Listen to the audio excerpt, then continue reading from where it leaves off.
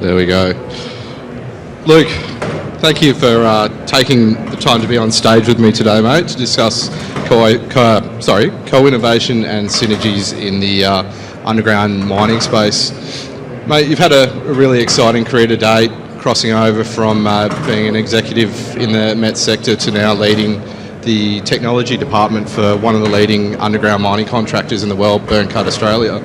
Can you talk us a bit through that journey, mate?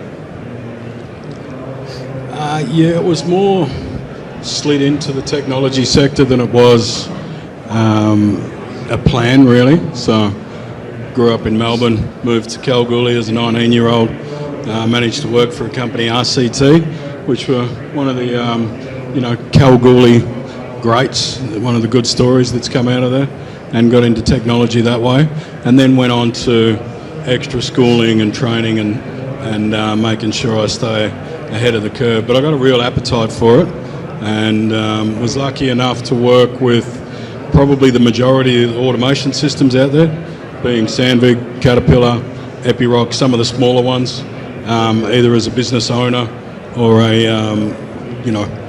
working for another company. So it's been pretty vast, and then also a lot in collision avoidance, remote monitoring.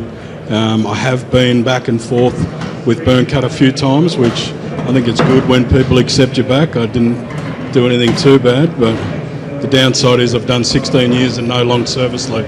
So, but that's where it's all come from, and yeah, Kalgoorlie 19, and it's been 30 years. Mate, based on that experience, it'd give you a very deep understanding of the demands of technology in the underground mining space to, I suppose, thrive and also survive. What does a truly integrated underground tech ecosystem actually look like for Byrnecut?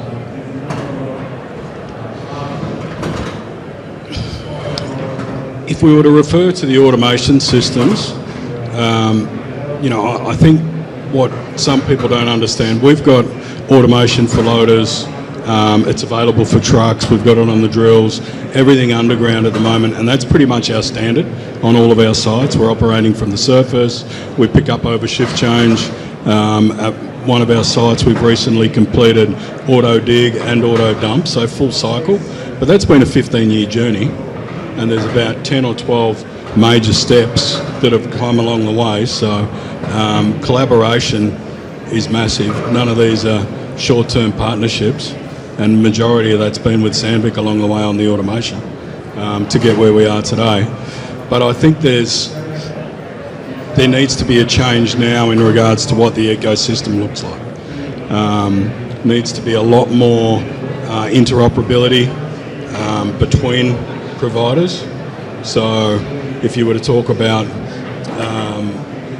your fatigue system, for instance, being able to operate in the automation ecosystem, they're the discussions that need to have, so that we're not using one thing because we're forced to, but we're using best in class all the time. Because the whole idea is to be safer and more productive. We don't want to be keyholed into one certain provider. Absolutely. So Hexagon Mining and Byrnecut have worked in partnership co-developing technology for nearly over 10 years now to improve the safety and productivity of our clients' sites globally. What would you say has been integral for this partnership? I think the honesty, each one of us has got a different part to play in the relationship. We've got different KPIs that we want to meet. But understanding from both sides. Gone are the days 10 years ago where you go in, you put a hunk of cash in, and like John said, getting burnt on AI. We all got burnt on FMS systems or, the like, or the early collision avoidance systems. Everybody got burnt on them, but we didn't work as a team. We expected to give somebody some money, get a fix for it, and then go away. So now the long-term partnerships are key. We're in it together. We're almost married, James, so we're going to have to take that journey. It's been with Miniver, for instance, the Miniver drilling system, 10 years or so in the process to get to here. And when I say we're not doing interoperability, we definitely are. Sandvik and Epiroc are doing some at Codia. We can now operate the Miniver over the Sandvik, so it's happening, but I think there needs to be a bit more of an industry standard so that we can all work together a little bit better. Absolutely. So the focus of our collaboration at the moment is around underground safety. What's next, mate? Like, where are we heading? What's priority for Byrnecut in a technology sense moving forward?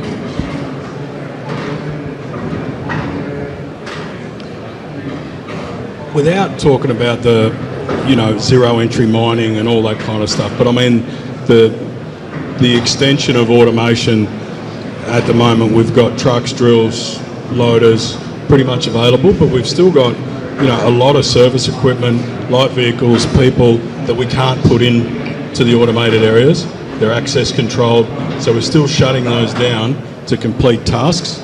So the next iteration that I feel we need, hence why the interoperability, is to make sure that we can work with autonomous and manual equipment safely and productively to stop those little, shutdown periods that we have constantly throughout the shift. Look, again, thank you so much for your time. Hexagon looks forward to many more years working in partnership with yourself and the Byrnecut group as we continue to grow our portfolio. Enjoy the rest of the event, mate, and thank you so much for your time on stage. If I can just, one more thing before we go. As part of that relationship, when we choose a supplier or a partner in what we're doing, we're also looking at what the after-sales support looks like. Yep. We've got lots and lots of suppliers, but Sandvik and yourself do it exceptionally well, and that's what creates such a good relationship. Afterwards, after it's delivered, we've got long-term success. Thank you very much, Luke. Cheers.